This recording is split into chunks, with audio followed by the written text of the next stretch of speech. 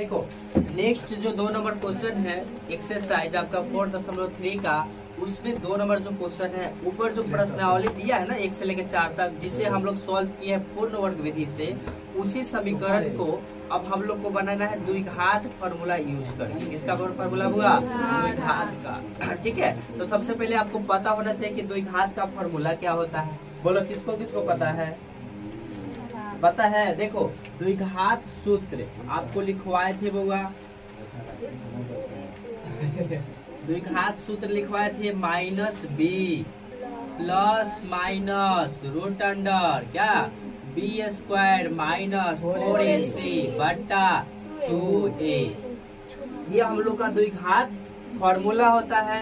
इसी फॉर्मूला को यूज करके हमको क्या निकालना है बुआ? दो को मूल निकालना है। क्या निकालना है? मूल। द्विघात समीकरण पढ़ रहे हैं तो उसमें मूल बोलेगा, लेकिन इसी सेम क्वेश्चन आता है अब बहुपद पढ़ेंगे तो क्या बोलेगा? शून्यक और योगफल। क्या निकालने का बोलता है? शून्यक और योगफल। तो चलो क्वेश्चन नंबर पहले हम एक आपको बताते हैं, उसके बाद आप लोग सब बना लीजिएगा। ठीक है, तो देखो 2 नंबर जो क्वेश्चन है इसमें वही जो ऊपर जो एक में क्वेश्चन दिया है ना, उसी को उतार के 2 नंबर में बनाना है। ठीक है, तो द्विघात सूत्र से बनाना है। समझो कि द्विघात सूत्र पहले समझ लोगे तो बन जाएगा। देखो मान लो क्वेश्चन नंबर मेरा 1 है, कितना हुआ? 1 कितना है? बोलो हुआ 2x² माइनस 7x प्लस 3 बराबर 0। ये हम लोग का क्वेश्चन है। इसी को हम लोग को द्विघात समीकरण से क्या करना है? बनाना है प्रयोग करके। तो देखो सबसे पहले यहाँ लिखना सोल्यूशन, सेम जैसे बना वैसे एग्जाम में बनाना, लिख लेना। अब देखो यहाँ से हमको क्या चाहिए? ए का वैल्यू चाहिए, बी का वैल्यू चाहिए और बी का और ए का। ठीक है, तो हम सबको जानते हैं कि देखो ए का वैल्यू कौन है? 2 है ना, क्योंकि देखो व्यापक रूप इसका क्या होता है? ax² plus bx plus c equal to 0, ये होता है इसके रूप में। और b का वैल्यू होगा -7। क्या लिखेंगे? -7 और c का वैल्यू +3। इतना लिख लिए।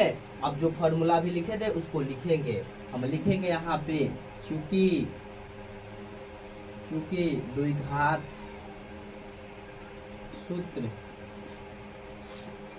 बराबर minus plus minus root under b² minus 4ac बट्टा 2। अब जैसे ही इसके अंदर मान डालेंगे तो हम लोग को बच जाएगा जोड़ घटाओ। क्या बचेगा? जोड़ घटाओ, जो आप लोग तो सीख चुके हैं। देखो कैसे बनाना है। देखो फॉर्मूला क्या बोला है बुआ? -b, तो b माइनस से मतलब नहीं, b का वैल्यू देखो इसमें कितना है? -7। कितना बुआ? -7। ये पहले तो फॉर्मूला वाला माइनस है, लिख दिए। अभी b का वैल्यू कथी है? -7। कोई दिक्कत? उसके बाद ये प्लस माइनस का प्लस माइनस। ठीक है, उसके बाद देखो रूट अंडर है तो रूट अंडर देंगे। उसका b² ना, यानी b का वैल्यू कितना? 7, यानी -7 का स्क्वायर और माइनस ये फॉर्मूला 4 का 4 लिखेंगे। a का मान बता बुआ? 2, c का मान 3। बोलो इतना समझ में आया? अब बट्टा है तो बट्टा में कितना? 2 गुना a का वैल्यू 2। इतना समझ में आया? कहाँ से लिखा है? अब देखो ये माइनस माइनस में गुना करेंगे तो होगा प्लस में 7 आ जाएगा। ये प्लस माइनस रूट अंडर का 7 का स्क्वायर होगा 49 है ना। माइनस प्लस तो प्लस में हो जाएगा, क्योंकि माइनस प्लस को गुना करते हैं तो क्या आता है? माइनस आता है। उसके बाद देखो ये क्या लिखेंगे बुआ? माइनस का माइनस। अब सबको आपस में गुणा करो। 4 दूना 8, 8 1 24। या कितना लिखेंगे बुआ? 24। और नीचे गुना करो 2 दूना 4। इतना दूसरा स्टेप समझ में आया? उसके बाद देखो थर्ड स्टेप की तरफ बढ़ते हैं। 7 का 7 लिखेंगे बुआ, प्लस का प्लस लिखेंगे। लिख दिए? उसके बाद देख लो। अब बताओ बुआ साहब 49 में से 24 घटाएंगे तो कितना आएगा? 25 बट्टा कितना बुआ? 4। कोई दिक्कत? चलो यहाँ पे बना लेते हैं। देखो 7 का 7 लिखेंगे, प्लस माइनस का प्लस माइनस लिखेंगे। ठीक है, अब तो 25 किसी का स्क्वायर है क्या? 5 का, यानी रूट से बाहर आ जाएगा। और ले यहाँ लिख सकते हैं बुआ 5/4। अब यहाँ से हम लोग का काम बच जाता है इसी संख्या को एक बार प्लस में लिखेंगे और एक बार माइनस में। देखो कैसे, 7 + 5/4 ऐसे लिखेंगे, 7 - 5/4। बोलो बात समझ में आया? प्लस माइनस है इसलिए अलग अलग करेंगे, प्लस माइनस। चलो अब जोड़ दो ऊपर वाला के, 7 × 5 = 12, 12/4 2 बटेगा ना, रुको ना, समझ में आया? 7 में से 5 गया 2 बटा 4, ये भाई साहब कट जाएगा क्या बार में? 1/2 बार में, बटे ना, ये 1 बार में और 2 दूना 4, ये 4 तिया 12। हम लोग का पिछला जो आंसर आया था उतना ही आया था। ये हम लोग का हो गया द्विघात समीकरण का फॉर्मूला यूज करके बनाना, ठीक है। तो इससे भी आपको 2 मार्क्स की क्वेश्चन पूछते हैं, कितना नंबर होगा? 2 नंबर।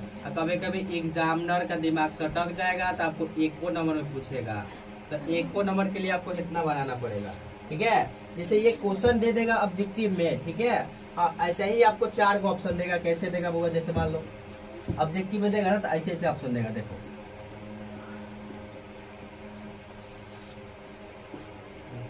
वो पहले ही से बनौले रहता है एग्जाम, ऐसा ही कॉन्सेप्ट उठा के नहीं देता, पहले ही से बनौले रहता है, उसी क्वेश्चन को देता है, ठीक है। तो पहले वो सॉल्व करता है, तो बच्चा जहाँ जहाँ गलती करेगा वो वाला ऑप्शन उसमें दे रहेगा। मान लो किसी बच्चा डायरेक्ट जोड़ देगा तो उसमें हाई वाला आंसर रहेगा,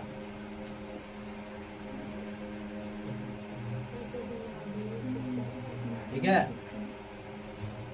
उसको मान लो कोनो बच्चा डायरेक्ट लिखेगा खाली माइनस में, वो वाला आंसर में रहेगा। ऐसे आंसर देता है एग्जामिनर, दिमाग लगा, ठीक है। तो आपको ये क्वेश्चन ऑब्जेक्टिव में भी पूछा जा सकता है और सब्जेक्ट में पूछा जा सकता है। बिहार बोर्ड का कोई गारंटी नहीं है, ठीक है। चलिए आप लोग को बना लीजिएगा ना, कुछ नहीं करना है। देख बुआ, आप लोग को बताए थे ए का वैल्यू, तो ये 2 है ना। देखो आगे ए है तो मतलब आगे वाला ए, बी का वैल्यू तो आगे देखो बी है तो ये मेरा बी है, ये देखो सी है तो ये मेरा सी है। अब बाकी सब तो फॉर्मूले पर डिपेंड करता है, जो जहाँ है उसी को वहीं ना बैठाएंगे बुआ, ठीक है। देख लो बन जाएगा। चलो कर।